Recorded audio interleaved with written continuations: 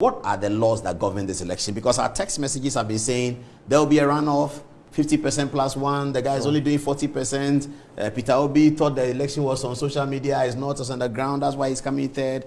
Let's understand the laws before we go to the numbers. Well, the law basically talk about a majority, but there's a threshold you need to meet. Majority means what? It's not 50% plus one. No, not 50%. Simple majority. So the winner by simple majority. So that's threshold number one. You have to win.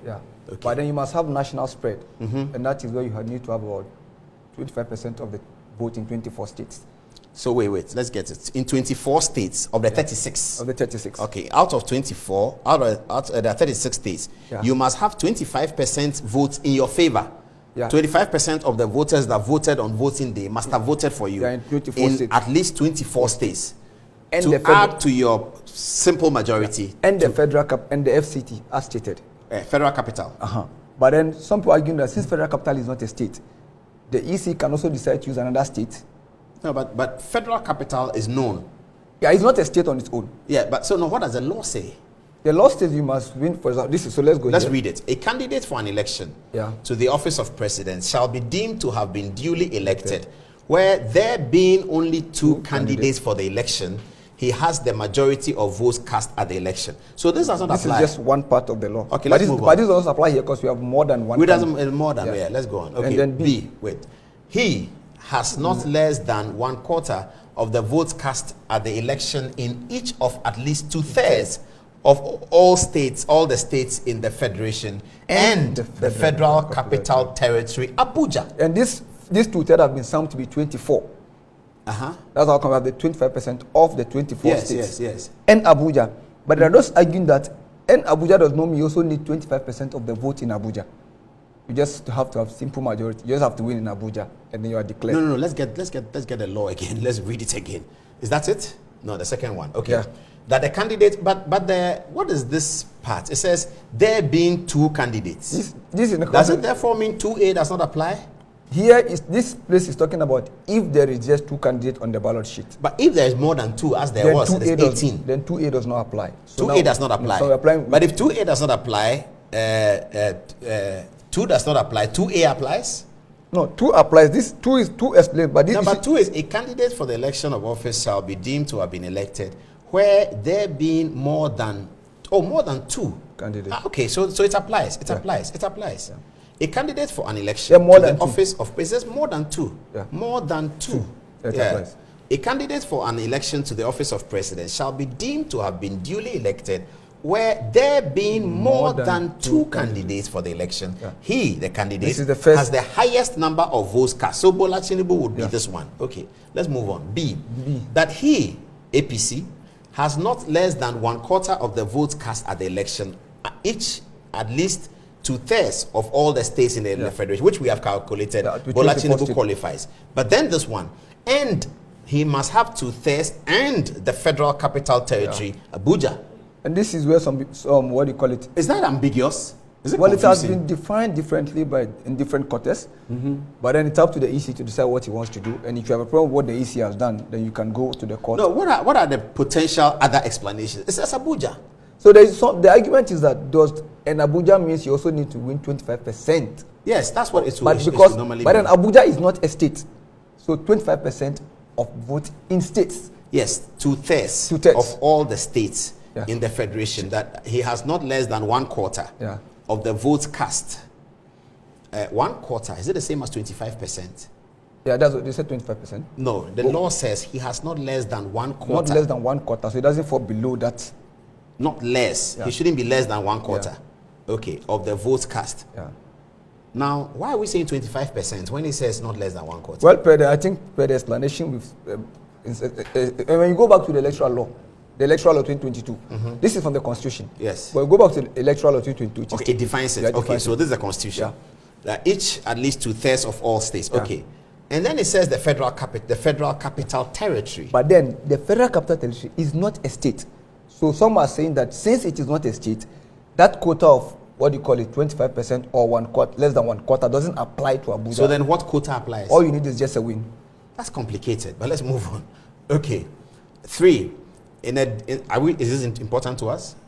I think in a default, you can't think, Master. in a default of a candidate duly elected in accordance with subsection 2 of this section, there shall be a second election in accordance with section 4 of this section, at which the only candidate shall be a candidate who scored the highest number of votes at any election held in accordance with the subsection 2 of this section, and B, one among the remaining candidates who has a majority of votes in the highest number of states. This is in context of a runoff. So, however, that where there are more than one candidate with majority of votes in the highest number of states, the candidate among them with the highest total votes cast at the election shall be the second candidate for the election. So it's not as simple as the one who came second. Yeah. He must have votes in certain places. So this is in the event of a runoff. So a runoff is determined, it says that in default of a candidate duly elected as section 2. Now, so section 2 is determined in this way. You win the election, simple majority, you claim 25% of states, 25% of votes cast in 24 states, to assure that you have and then you win Abuja. Yeah. Who won Abuja?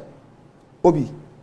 Obi won Abuja. Sure. So Bola Tinubu did not win Abuja. No. In that case, is it to be explained that the Federal Capital Territory Abuja was not won, and therefore Tinubu has not won under Section 2?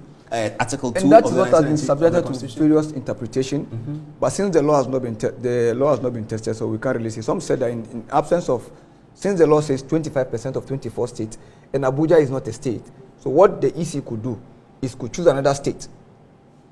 EC cannot choose another state when the law says, but Abuja is named in the law. The part here is vague because it's not vague. Abuja is named. It is vague because the 25% and No, the laws are not like that. Abuja is written here. The quota, the threshold applied to states. Abuja is not a state. No, you don't. Laws are not interpreted like that. Abuja is written here. Nobody can replace Abuja with Lagos. That is where the opinion has been varied. It cannot be. Abuja is the word written in the law. Abuja is written in the law. Yes, Federal Capital Territory Abuja. But before whether it is 25% he needs to get or he needs to get lower than that is another matter. But in 2019, but Abuja is written there. But in 2019, what do you call it? APC didn't win Abuja. No, 2015. APC didn't win Abuja. I'll say that again. Do you have the record for that? Yeah, you can. Yeah, they didn't win Abuja. In 2015. Yeah. APC, which is Muhammadu Buhari. Abuja wasn't declared when Jonathan considered defeat, and PDP had a problem with him. No, say it again. Abuja result wasn't declared. Can you check 2019?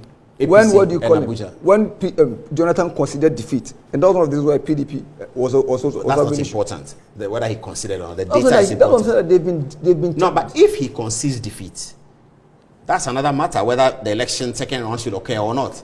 And that's what I'm saying. If the candidate concedes defeat, when it comes to what end is, even in Nigeria at now, there's been varied opinion. The 2015 scenario. You said Muhammadu Buhari did not win Abuja. Yeah. And therefore, he would have fallen short of this. If we go by strictly what is here. No. But if Goodluck Jonathan conceded, then we don't proceed. Yeah. But that's the important thing. But if he even as at now, the biggest issue has to do with this part. Because even in Nigeria, among the legal luminaries, opinions have been varied about how do you... The last election, did Buhari win in 2019? I think I have... Did he win Abuja? I have to cross-check. I don't think he did that. Okay, though. So we need to do a bit more. But then there's a question whether... We spent a lot of time whether FCT falls in the state. Which one falls in? That's not the point. Abuja is named in the law, so you can't change Abuja is named, but the law says states, and FCT is not a state. The state law does not refer to Abuja. And it says in 24 states and in addition so some people are saying that, so do you need 25% in Abuja? It will mean so. But then since Abuja is not a state, does the 25% also apply on Abuja? And that is what has become... Yeah, you can argue about that, whether it is 25 or not. And that is what that Abuja is described as that territory, the federal capital. You can't change it. So anybody who says the EC can pick some states and make it another state doesn't work. Let's get the other map. Which one is this? This is the previous map, the 2019. No, let's get today's one. Before we get to the analysis. So now these are the state declared so far. Yeah, so these are the outcome of the election so far. Yeah. And then the green portion. Let's make this bigger so our viewers can see it. And you can put it on TV. Yeah, it is on TV, yeah. That way. Make it quite big so they can see. All right. So walk us through this. Okay. Okay. So as you can see, the green portion here represents states that have been won by Atiku Abubakar for the PDP. And then the blue portions are states that have been won by Bola Tinubu of the APC. And then the hash background indicate states that have been won by Rabi Musa Kwankwaso of the New Nigerian People's Party. And then the red portions indicate states that have been won by Labour Party, Peter Obi. Okay. So ahead of this election, the contest was three main people. Peter Obi. Initially it was 2.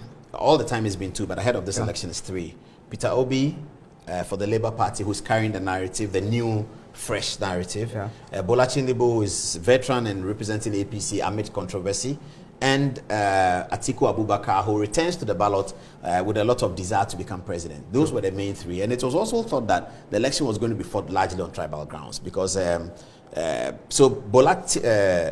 Obi used to be PDP. Yeah. And he was a governor for PDP. No, he was a governor on APGA.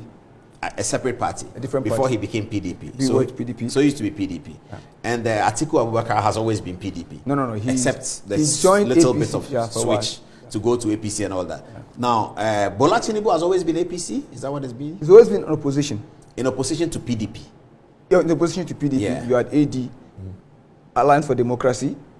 You had ACN, before he later joined force with Buhari to form APC. So he has always been in perpetual opposition to PDP. And therefore to Obasanjo. Yeah. Okay. And whoever came after So Obasanjo. it was now, as approaching the election, we're looking at how the votes will form up. And it was believed that Peter Obi was carrying the narrative. Let's start with Lagos. What happened? Well, in Lagos, Labour won. And remember in our previous explanation, I said that NSAS would be a very important factor we should look at. And if you look at what happens in Lagos, for the first time, APC has virtually lost its monopoly in Lagos State. It could be one, Lagos is very cosmopolitan. So there could be that factor of the immigrant population. We can't worry with that. But then we also cannot discount the fact that NSAS and the outcome of the whole violence that came after it, about the controversy on the Lekki toll booth. First of all, there's even the controversy about the ownership. Some believe Tinubu had a stake in it, and the youth being there were preventing him from making or recouping his investment. And that was why force was applied. And I think this is a verdict that has been, that has been shaped largely by the outcome of the NSAS protest and how it ended. Okay, but if it's so, were we surprised then that Peter Obi's victory in Lagos was narrow? Well, it still meant that Tinubu had significant support in Lagos. Sure. Having been in charge of Lagos for so long, for a very long time, we will definitely have some significant support. But then, whether losing by 1 vote or a loss is a loss. You remember in 2019, when Saraki Koli lost his monopoly in Kwara State, and that was the biggest earthquake of then. And this is the biggest earthquake of this election.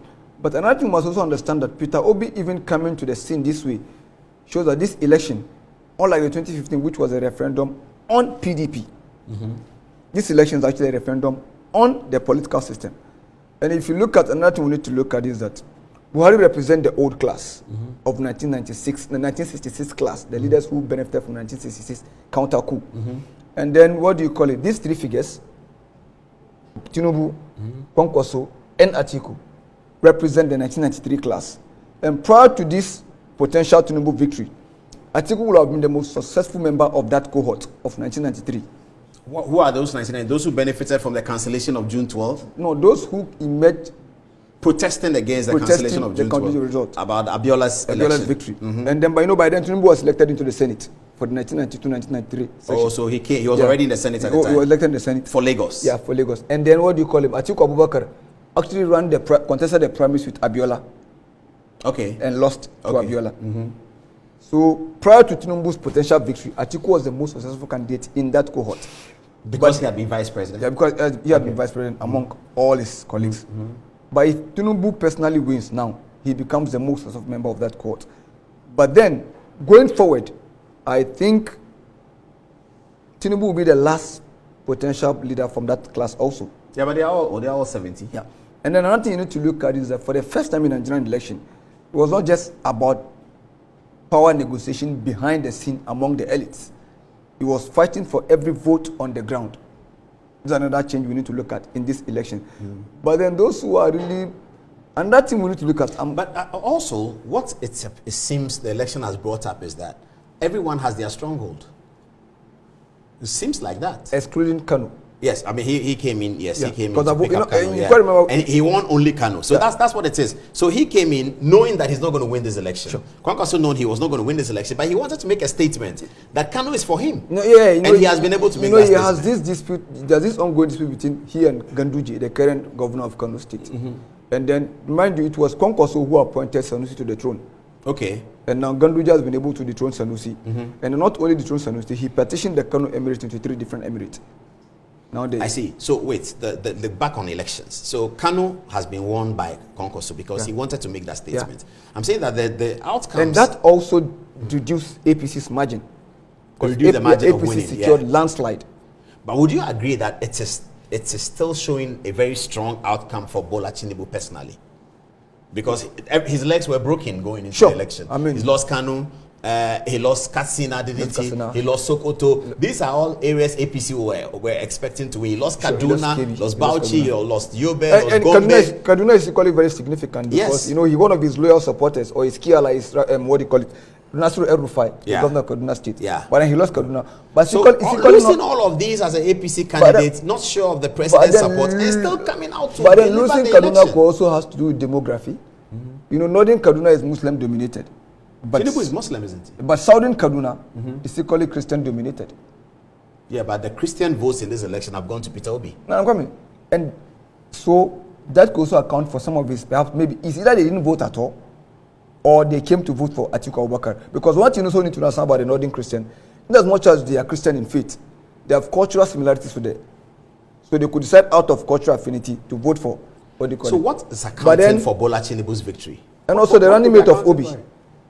Tinubu's victory. We'll come to Obi. We're on Bola Tinubu now. I'm saying that Tinubu seems to have showed something that he has a personal something that has helped him to, if eventually he's announced the winner, to win this election. Well, because he's been losing in the places where his party should have been winning. And he's also lost Lagos, his home. And he's lost away, and yet he's winning. What's accounting for that? One, he has a deep network. Across the country, then? Across the country. Tinubu is a person who is very connected. Than Atiku in terms of foot on the ground. He has loyal supporters. And secondly, he has a very huge financial war chest to campaign. He's rich. He's rich. Okay. And thirdly, Tinubu has always been known to be a kind of, what do you call it, a person who grooms talent. Oh, I see. Like Fashola and a couple of guys, Sanwo-Olu, Ambode. So I think he has boys on the ground. So it worked for him along certain lines. Why did he dominate this side, this western region? Why did he dominate it? Okay, so this is the western region. Yeah, let's understand it. This way. Yeah. Is it Yoruba territory? Are these people Yorubas? Yes. Kwara, Oyo, Ekiti, Sogi, Ondo, Ogun. Are they Yoruba people? They are all around Lagos. Kwara is largely Yoruba, but not totally Yoruba. Okay. But Kwara is not central, not southwest. I'm trying to understand why Tinubu is winning. Yes, I'm coming. So Kwara is not central, not Yoruba. So it's not southwest. So these are around the Yoruba enclave. So Yoruba is Oyo, Ogun, Lagos, Osun, Ekiti, Ondo. Okay. Even though some part of this portion equally have Yorubas in here. Okay. So that still means that if you look at this map, Bola Tinubu's huge support is Yoruba. It's tribal. Yeah, and it's also... It's not anything. What about Zamfara? Why is he winning Zamfara? Well, that is equal an APC stronghold. So he's winning it because it's APC, they are voting for APC. And initially there were security challenges in Zamfara State with the bandits. But then we saw swift response, and towards the middle of last year, a lot of deployment were done there, and the insecurity was curtailed. So that could have given him a plus. So they are supporting the government. Yeah. What about Jigawa? Why is he winning Jigawa? Sharing border with Kano. Yeah, I think this is another northwest state where the APC did well. So perhaps they didn't lose support here, unlike Kano where they lost support. Because Kano, even in Kano... No, what do you mean? It's a state, it's a northern state. Yeah. But I see the fact that they won here in the previous election. Yes. And won here too. Yes, but now they lost Kano and they still won Jigawa. Tinubu losing Kano was only because Rabi Musa Kwankwaso came up.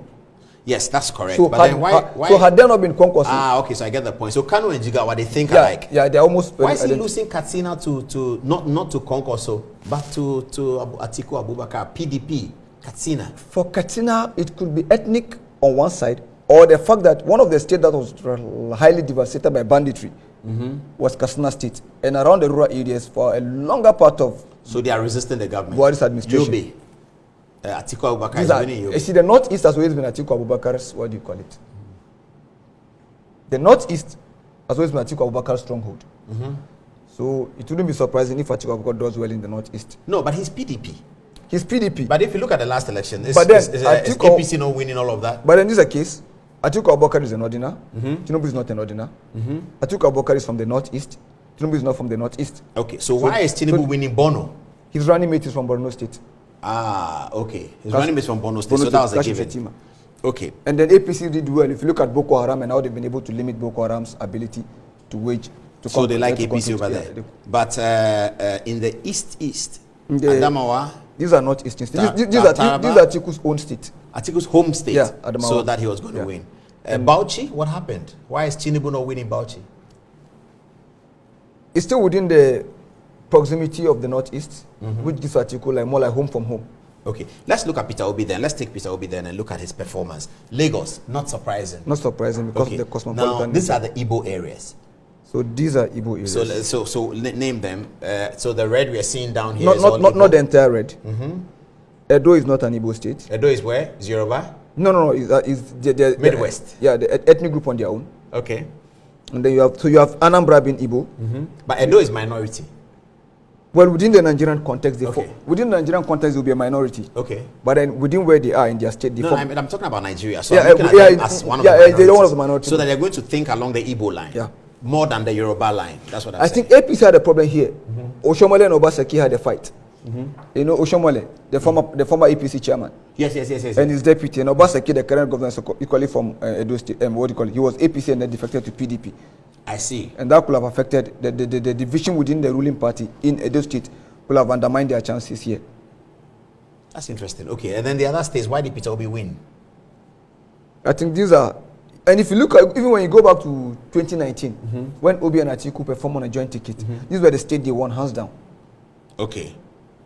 And then and Obi coming. Peter Obi and Atiku have been on the ticket. 2019. Yeah. They were on the ticket. They were on the ticket. And that is Atiku number 1 and Obi number 2. As a running mate. Yeah. As a running mate for PDP. Yeah. And these are one of the states they won hands down. Okay, against Buhari in 2019. Yeah, 2019. Okay. So but why couldn't they repeat the same ticket this time around? I think there was issue of zoning. Because per the zoning agreement, Obi's argument was that having been led by Northerner, automatically the slot fall on him being a Southerner. But then PDP, so he wanted to be the number 1 for this one. And then PDP's argument is that, yes, Buhari is a Northerner, but he didn't rule on PDP ticket. He was ruling on APC ticket. So so they had the disagreement and a fallout. So he walked out. So that if Atiku and Obi had gone again, what would have happened? Potentially APC would have been in trouble.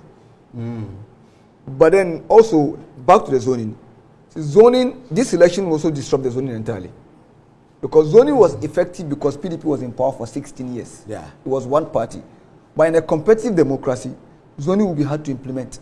So is it safe for us to say, as we kind of sort of wrap up this first part of the conversation, is it safe for us to say that whatever has happened in the Nigerian election, they have not been able to eschew tribal voting? Because for each of the 3 leading candidates, their strongest support have come from their tribal backyard.